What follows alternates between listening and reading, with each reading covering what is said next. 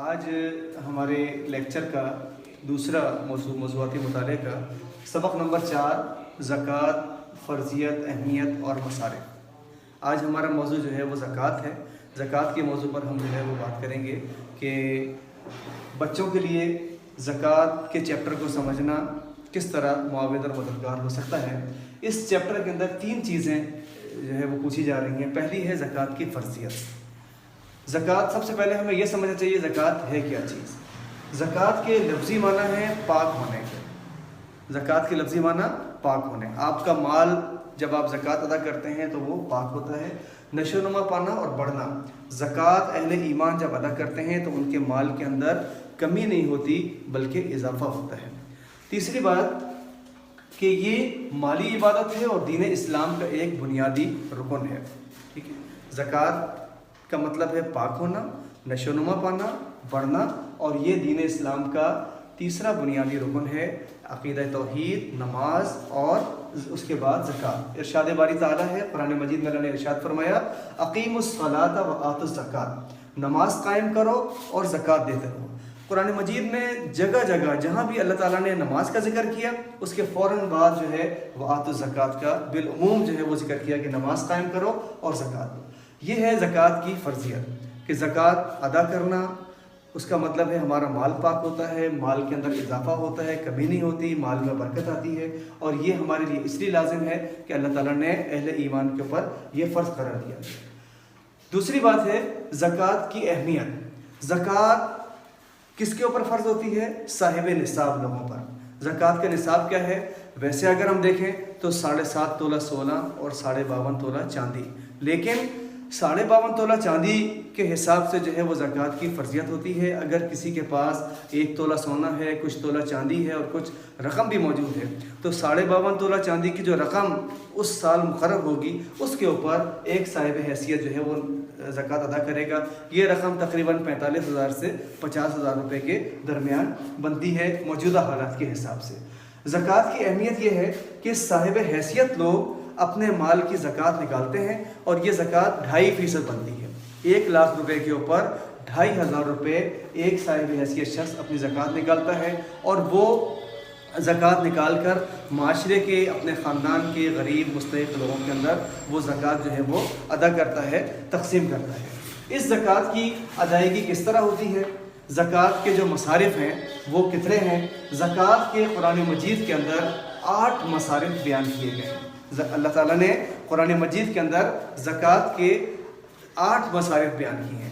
ایک بات اور سمجھنے کی ہے کہ زکوٰۃ وہ عبادت ہے کہ جو سال پورا ہونے پر، آپ کا سال مکمل ہونے کے اوپر ایک صاحب حیثیت کے اوپر زکوٰۃ فرض ہوتی ہے۔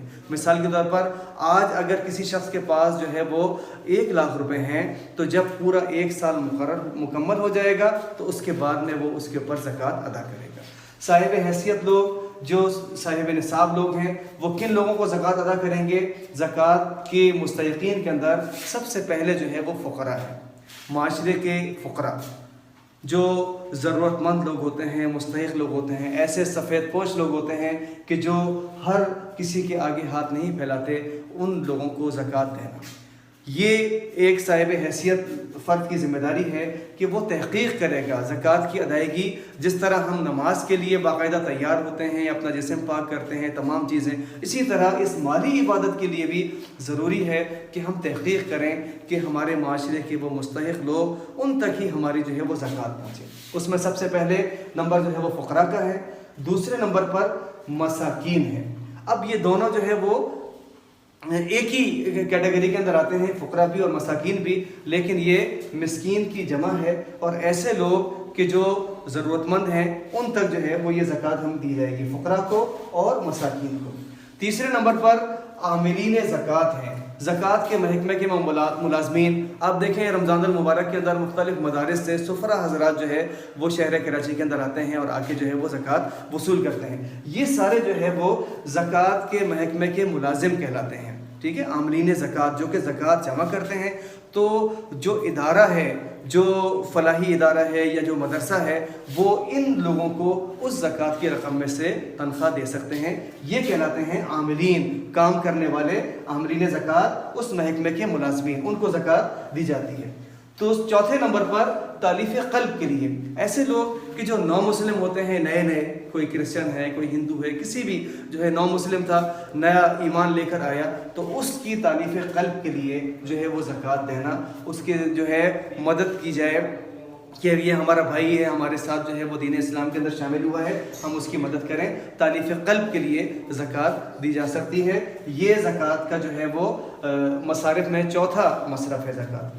پانچویں نمبر پر رقاب، وہ قیدی، وہ غلام، آج کل غلاموں کا دور تو نہیں ہے، لیکن ایسے قیدی کہ جو مستحق ہوں، کہ جو سالہ سال سے پڑے ہوئے ہیں، صرف اس وجہ سے جیلوں میں پڑے ہیں کہ ان کو جو ہے وہ ان کے پاس پیسے نہیں ہیں اپنے آپ کو جو ہے وہ چھڑانے کے لیے، تو ایسے لوگوں کی، قیدیوں کو چھڑوانا جیلوں سے یا آزاد کروانا، یہ اس کو جو ہے اسلام کے اندر رقاب کہا جاتا ہے۔ یہ ہمارا پانچواں جو ہے وہ مصرف ہے زکوٰۃ کا۔ چھٹا مصرف جو ہے وہ ہے غارمین۔ غارمین کہتے ہیں قرض دار، ایسا شخص کہ جو بہت زیادہ قرض کے بوجھ تلے دبا ہوا ہو، اور اس کو بھی، قرض دار کو بھی جو ہے وہ زکوٰۃ دی جا سکتی ہے۔ لیکن یہ بات ذہن میں رہنی چاہیے کہ ایسے ضرورت مند مستحق لوگ کہ جو مقروض ہو گئے اور وہ اپنا قرض ادا نہیں کر سکتے، اور ان کی معاشی حالت ایسی نہیں ہے کہ وہ اپنا گھر وغیرہ چلا سکیں، یہ قرض دار، کاروباری قرض دار جو ہے وہ یہاں پر جو ہے شامل نہیں ہوں گے کہ ایک شخص اپنا کاروبار کر رہا ہے، وہ کسی سے قرض لے رہا ہے اور ہم زکوٰۃ کے ذریعے اس کا قرض ادا کریں، نہیں، بلکہ جو مستحقین ہیں وہ اگر مقروض ہو گئے تو ان کے قرض کی ادائیگی زکوٰۃ سے کی جا سکتی ہے، اور یہ زکوٰۃ کا چھٹا مصرف ہے۔ ساتویں نمبر پر فی سبیل اللہ۔ فی سبیل اللہ جو ہے وہ ایک اللہ تعالیٰ کے راستے میں، اللہ کے راستے میں اگر کہیں جہاد ہو رہا ہے تو جہاد کے راستے، جہاد کے اندر بھی جو ہے وہ مجاہدین کی مدد کے لیے بھی فی سبیل اللہ ہے۔ دین کی سربلندی کے لیے جو مختلف دینی جماعتیں، تنظیمیں جو کام کر رہی ہیں، اس کی اشاعت کے لیے، ان کی جو ہے وہ قرآنی آیات اور احادیث اور جو لٹریچر چھاپتے ہیں اس کے لیے، یہ تمام چیزیں جو ہے وہ فی سبیل اللہ کے اندر آتی ہیں۔ اس میں جو ہے یہ ساتواں مد ہے۔ اسی طرح مدارس کو جو ہے وہ دی جاتی ہے زکوٰۃ۔ یہ تمام چیزیں جو ہے وہ فی سبیل اللہ میں ہے کہ اس میں ہم زکوٰۃ ادا کر سکتے ہیں۔ آٹھویں چیز جو ہے وہ ہے زکوٰۃ کا مصرف ہے ابن السبیل، مسافر، راستے کا مسافر۔ ایک شخص صاحب حیثیت ہے لیکن وہ کسی ایسی جگہ پر چلا گیا کہ جہاں اس کا مال ختم ہو گیا، پیسہ ختم ہو گیا، سفر کے اندر ہے، تو اس مسافر کو اس وقت وہ جو اس بات کا حقدار ہے کہ زکوٰۃ میں سے اگر کوئی شخص دینا چاہے تو اس کو رقم دے سکتا ہے۔ کسی بھی قسم کا مسافر ہو، لیکن کیونکہ ظاہر ہے وہ اپنے گھر سے، اپنے علاقے سے باہر ہے اور اس وقت وہ ضرورت مند ہے، لہٰذا یہ اس شخص کو جو ہے وہ زکوٰۃ ہم دے سکتے ہیں۔ یہ 8 مصارف زکوٰۃ کے ہیں جو یہاں قرآن مجید کے اندر جو ہے وہ بیان کیے ہیں، اور صاحب حیثیت، صاحب نصاب لوگوں کی یہ ذمہ داری ہے کہ وہ ان 8 مصارف کو دیکھ کر جو ضرورت مند، مستحق، فقراء، مساکین اور یہ تمام جو مصارف بیان کیے گئے ہیں اس کے مطابق جو ہے وہ ان کی مدد کریں، اور اپنی زکوٰۃ کو آج کل معاشرے کے اندر یہ دیکھا گیا ہے کہ لوگ جو ہے وہ اپنے سر سے جو ہے وہ اتارتے ہیں کہ رقم کو جو ہے بس دے دیا جائے، کسی کو بھی دے دیں۔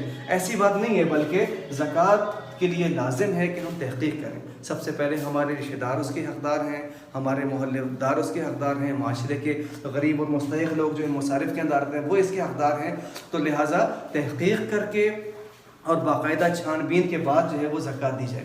لیکن اس تحقیق کے نتیجے میں کسی کی عزت نفس بھی مجروح نہیں ہونی چاہیے، یعنی اگر کوئی مستحق اور غریب ہے اور اس کو ہم زکوٰۃ دے رہے ہیں تو اس کی عزت نفس بھی مجروح نہ ہو، لیکن اپنے طور پر جو ہے وہ تحقیق جو ہے وہ بہت ضروری ہے۔ تو یہ ہمارا جو ہے وہ آج کا لیکچر تھا، اور چیپٹر زکوٰۃ، فرضیت، اہمیت اور اس کے مصارف۔ اللہ تعالیٰ سے دعا ہے کہ اللہ تعالیٰ ہمیں زکوٰۃ کو صحیح طریقے سے ادا کرنے، جو صاحب حیثیت لوگ ہیں، ادا کرنے کی توفیق عطا فرمائے۔ جزاک اللہ خیر۔